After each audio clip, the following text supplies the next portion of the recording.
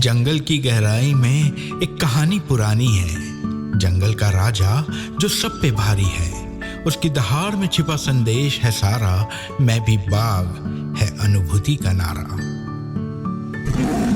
मैं भी बाघ, मैं भी बाघ, हाँ मैं भी बाघ, मैं भी बाघ, मैं भी बाघ, हाँ मैं भी बाघ। अपनी शक्ति को पहचान, बचाएंगे हम ये पर्यावरण ये वन। अपनी शक्ति को पहचान, बचाएंगे हम ये पर्यावरण ये वन। मैं भी बाघ, मैं भी बाघ, हाँ मैं भी बाघ, मैं भी बाघ, मैं भी बाघ, हाँ मैं भी बाघ। सापा नीपा धामा जंगल का राजा बनाए रखे संतुलन, वन्य जीव और पेड़ों का करे संरक्षण। उसकी राह पे चल, हम भी कुछ ऐसा करें, पर्यावरण की रक्षा में कुछ बाघ जैसा करें। हम भी कुछ ऐसा करें, कुछ बाघ जैसा करें। अपनी शक्ति को पहचान, बचाएंगे हम ये पर्यावरण ये वन। अपनी शक्ति को पहचान, बचाएंगे।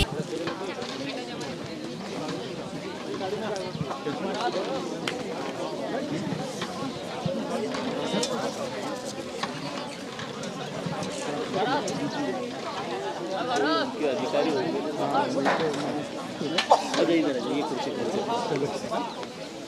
चल बैठ बैठ बैठ बैठ बैठ।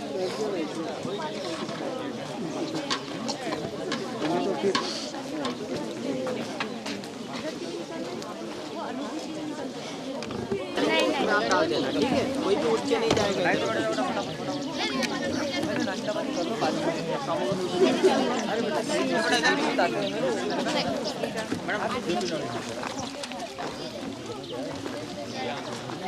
अर्धले दिला अर्धले उसके कुछ नियम लौटाएगा लेते जा।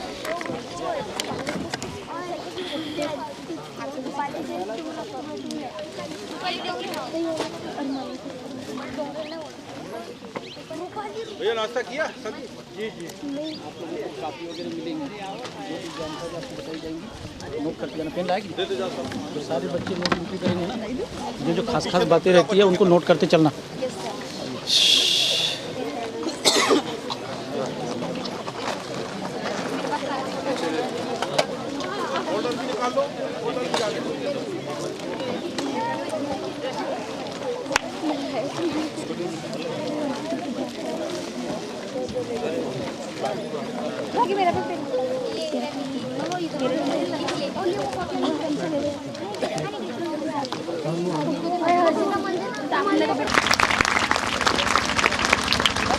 आप सभी को एक फोल्डर मिला होगा। अच्छा, सभी ने नाश्ता किया? कोई छूटा क्या नाश्ते से? ठीक है, सभी को फोल्डर मिल गया। बेटा पीछे वाले अच्छे से बैठो शांति से। सभी को फोल्डर मिल गया? फोल्डर चेक कर लिया? सबको एक किताब मिली होगी।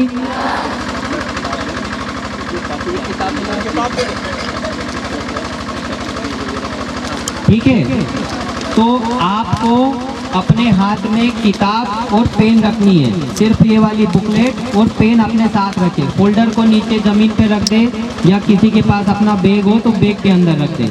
अभी हमें फोल्डर का कोई काम नहीं है, दोपहर बाद इसकी आवश्यकता पड़ेगी। ठीक है, अभी आपके हाथ में सिर्फ बुकलेट और पेन होनी चाहिए। बाकी अपना फोल्डर और बस्ते ऐसे में रख लो। यहाँ पर हमें पेड़ों के बारे में बताते हैं और अच्छी तरह से पेड़ों के बारे में समझाते हैं, और अन्य प्राणियों के बारे में भी हमें समझाते हैं। और जो हमें समझने में नहीं आता है उसे हमें खुलकर और समझाते हैं। उसमें लाइव है ना। तो आज का जो हमारा कार्यक्रम है अनुभूति। अनुभूति का मतलब क्या होता है?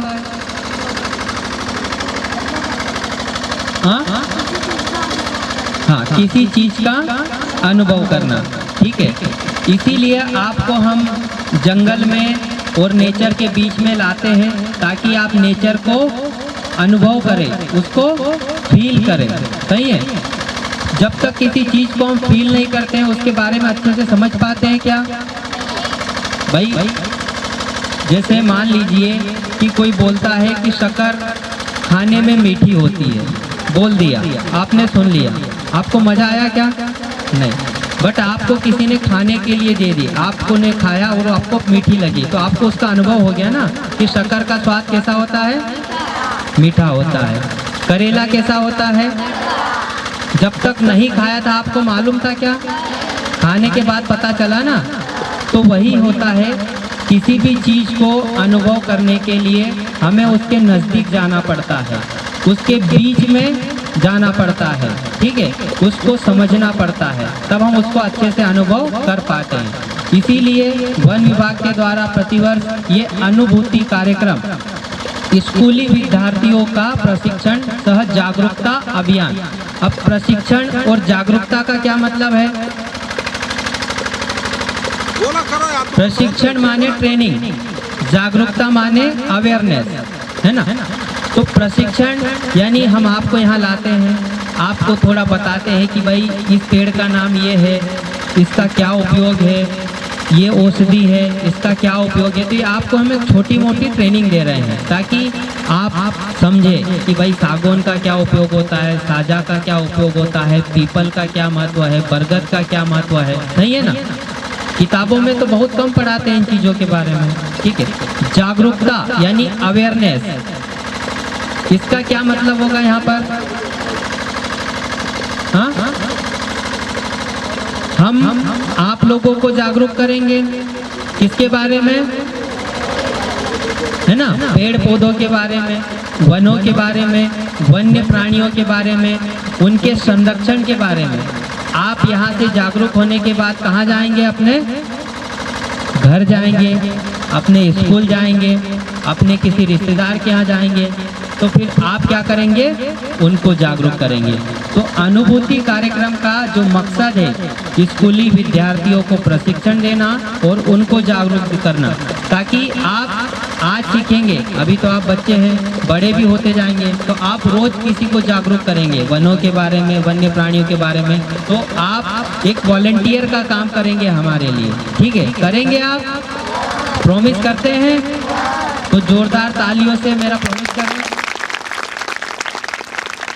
अब इसके बाद मैं हमारे master trainer Shri JP Shivhare साहब से निवेदन करूंगा कि बच्चों को अनुभूति कार्यक्रम और हमारे अनुभूति कार्यक्रम की थीम से अवगत करावे। श्री जेपी शिवहरे साहब, जोरदार तालियां।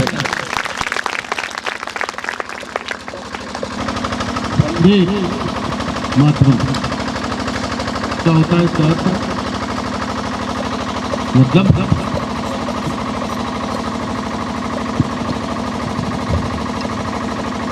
धरती माँ को प्रणाम करते हैं ना, वंदे मातरम।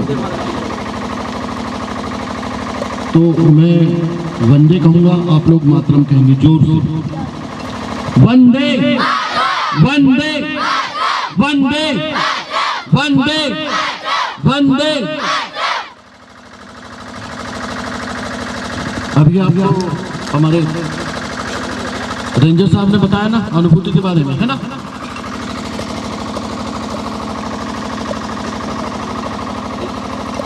वो उस तरफ एक वो बोर्ड लगा हुआ है, लिखा है ना, उसमें क्या दिख रहा है आपको? क्या लिखा हुआ है उसमें? लाइफ स्टाइल फॉर इन्वायरमेंट, है ना। जैसे पर्यावरण के अनुकूल जीवन शैली की थी। ये कौन सा वर्ष चल रहा है? 23-24, है ना। तो अनुभूति कार्यक्रम में मतलब हर साल जो है कोई ना कोई नई थीम आती है। इस साल की थीम क्या है? मैं भी बाघ।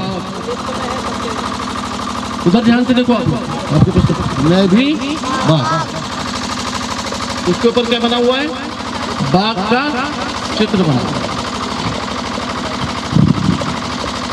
ये जो है ना, ये मिशन लाइफ है ना, मिशन लाइफ था पिछले साल की जो थीम है ना, थीम यानी क्या होता है थीम यानी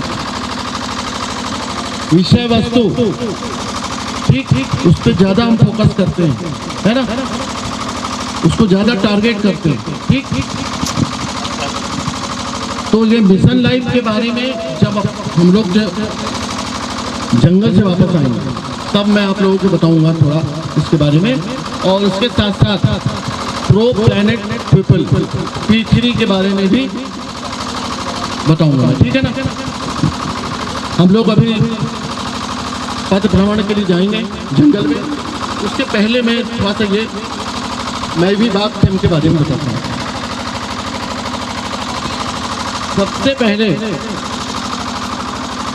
मुझको ये बताइए कि बाघ जो है हमारे मित्र होते हैं या शत्रु?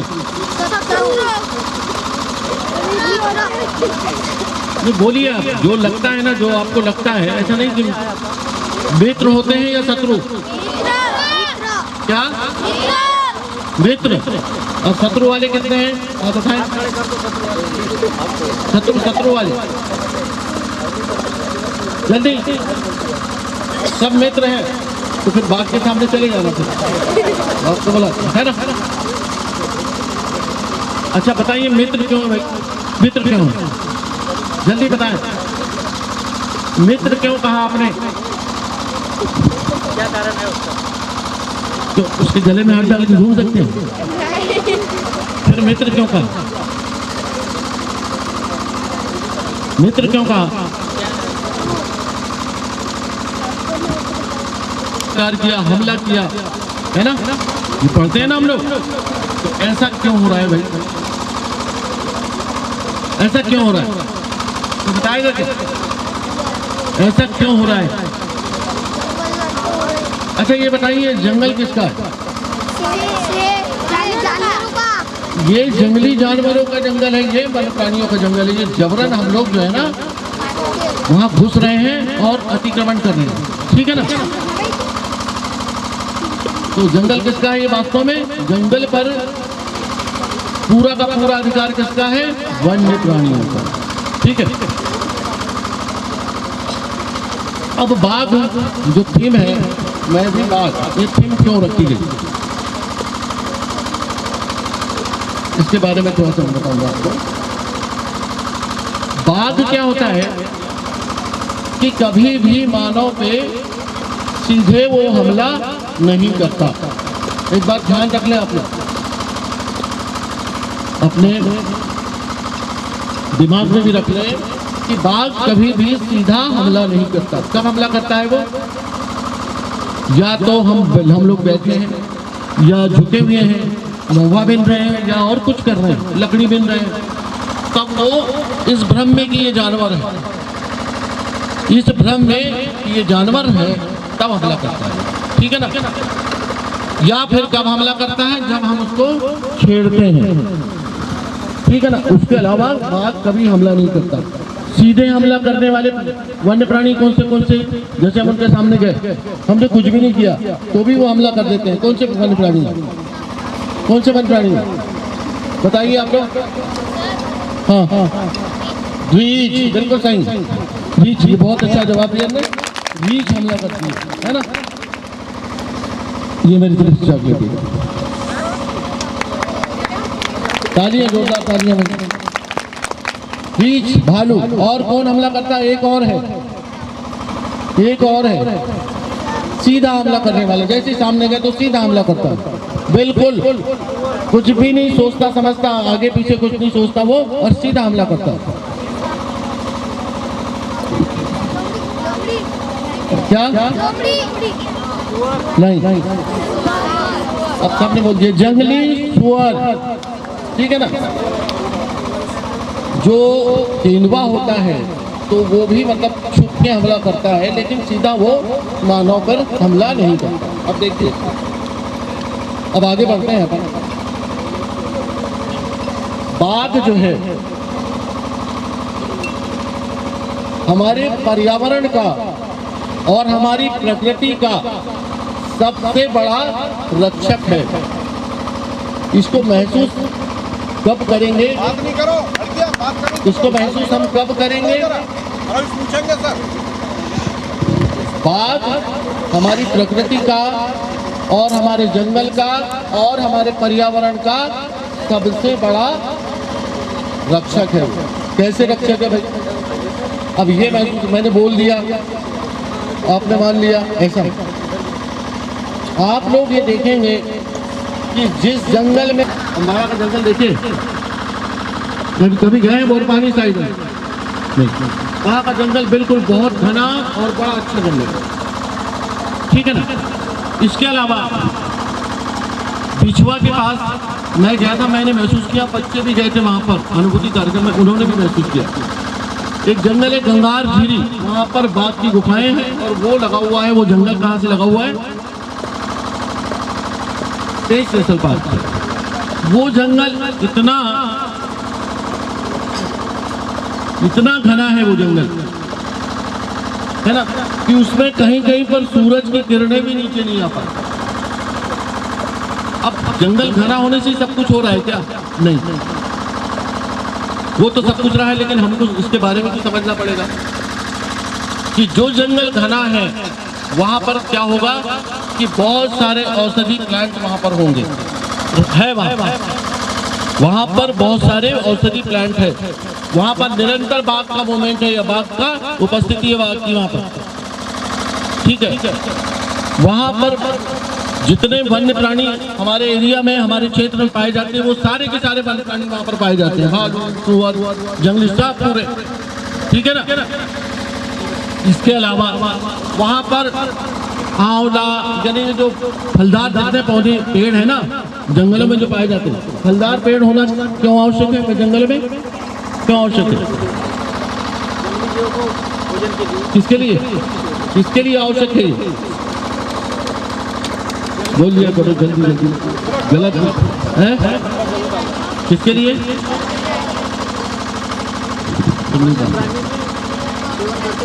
बिल्कुल सही, वन्य प्राणियों के लिए, ठीक है ना। क्योंकि वहां पर जितने भी वनस्पतियां और जितने भी फल फूल वगैरह जो हैं, सबसे पहला अधिकार किसका है वहां पर? वन्य प्राणियों का। तो वहां पर सब कुछ, ये झाड़ भी है, वहाँ अचार है, आंवला है, बेड़ा है, हरा, सब कुछ है, ठीक है। फिर उसके बाद अब सोचिए, जितना घना जंगल होगा, जितनी हरियाली होगी, तो वहां वो ऑक्सीजन का या प्राणवायु का सबसे बड़ा भंडार है, ठीक है ना। पर्यावरण का रक्षक हुआ ना वो।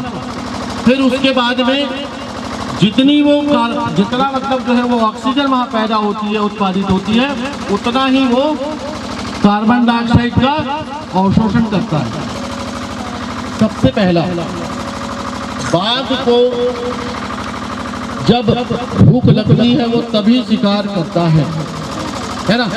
ऐसा नहीं कि चलते चलते कोई अच्छा ताजा सा चीतल, ऐसा बढ़िया हेल्दी चीतल दिख गया तो उसको मार दिया और थोड़ा सा खाया और चल दिया, ऐसा नहीं, है ना। वो लालच में नहीं पाता, जब उसको भूख लगती है तभी वो शिकार करता है, ठीक है। और अब इसका मतलब क्या हुआ? अभी हम लोग क्या करते हैं,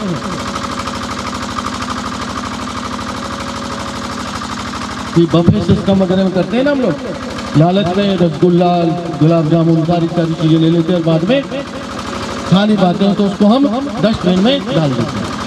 तो इससे क्या सीखने को मिलता है कि हमको लालच नहीं करना है, ठीक है। उसके बाद वो गंदी चीजें नहीं खाता। गंदी चीजें क्या होती है? वो जो पेट होता है ना, हाथ वाला भाग, उसमें गंदगी रहती है, उसको नहीं खाता, अलग कर देता। वो जबकि जानवर है उसको अलग कर देता। वो जानवर है और हम क्या है? मानव। और हम निरंतर गंदी चीजों का, गंदी का मतलब प्रदूषण युक्त चीजों का, वस्तुओं का भक्षण कर रहे हैं। क्या क्या कर रहे हैं? एक तो जो आजकल जो जितनी सब्जी मिलती है वो सब में कीटनाशक और रासायनिक खाद हुई ना। कैसी है सब्जी? अच्छी है। इसमें जहर होता, वो उस क्षेत्र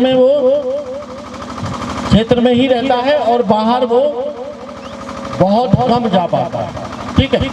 तो जो हमारे सामान्य जंगल है, जैसे ये जंगल दिख रहे हैं, है ना, तो यहाँ पर उनका जो एरिया होगा, एरिया मतलब उनकी जो टेरिटरी होगी,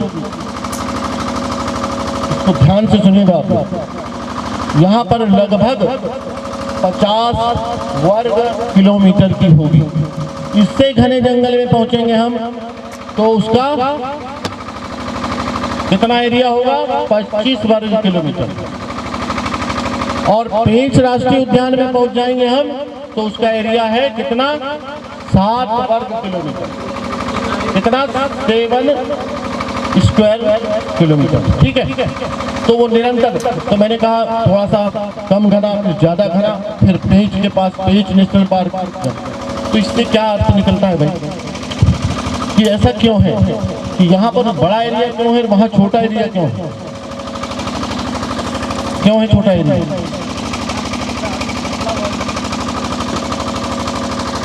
आप लोग सोचेंगे तो निश्चित रूप से आपको इसका जवाब मिल जाएगा। बताइए आप लोग, क्यों यहाँ बड़ा एरिया वहाँ पर छोटा एरिया क्यों?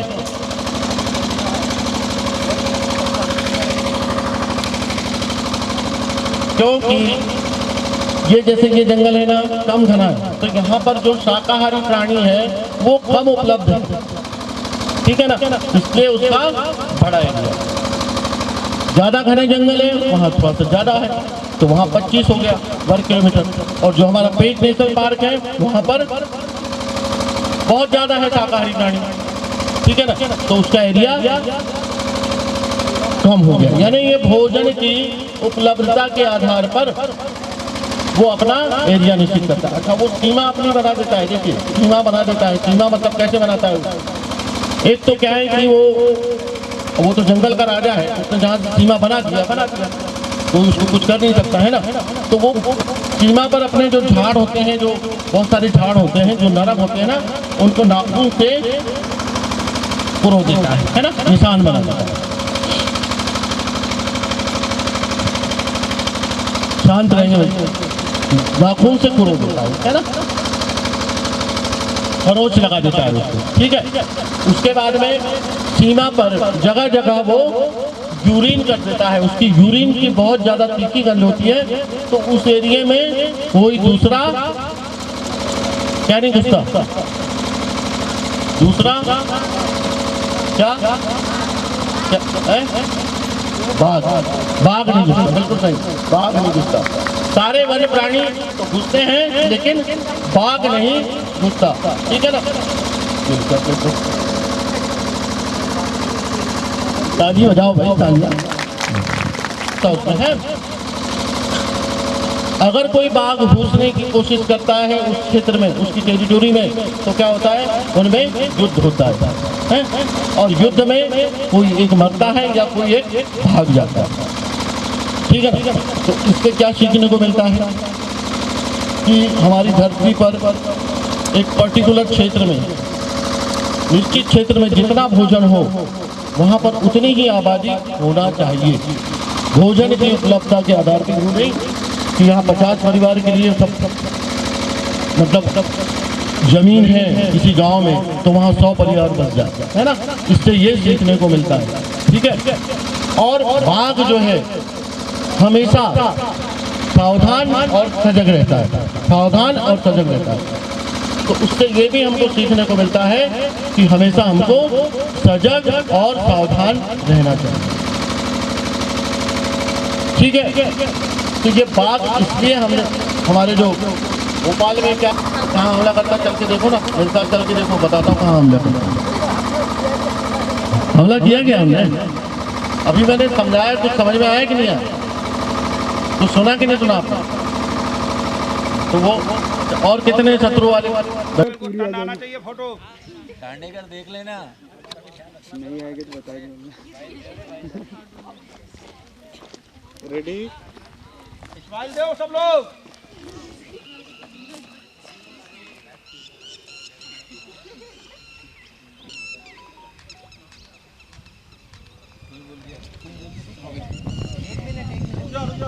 बैठे रहो, जब बोलेंगे कब उठाना। यहाँ से लीजिए, यहाँ सेक्टर से।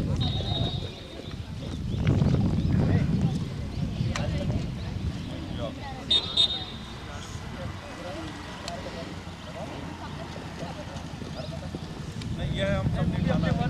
अच्छा है, आप सब लोग खाली है, है ना? जोर से बोलना।